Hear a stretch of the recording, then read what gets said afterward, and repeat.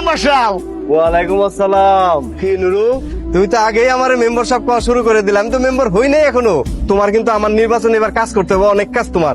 আমি অলরেডি কাজ শুরু করে দিয়েছি বুঝছেন। যাও, যাও, আসি, যাও। আসসালামু আলাইকুম। ওয়ালাইকুম আসসালাম। একটা পাগলও কিন্তু আমার মেম্বার হিসেবে মাইনে নিছে। হ্যাঁ, এই, কি করলি? এই এই নুরু, নুরু তুই আমার তুই তুকার করতেছিস কেন? তোরে কি আপনি কমো, তুই আপনি কর যোগ্য। এই, আমি একটা ইন্টারমিডিয়েট পাস করা ছেলে, আর কয়দিন পরে আমি গ্রাজুয়েট হয়ে যেতাম, ভাগ্যক্রমে পারি নাই।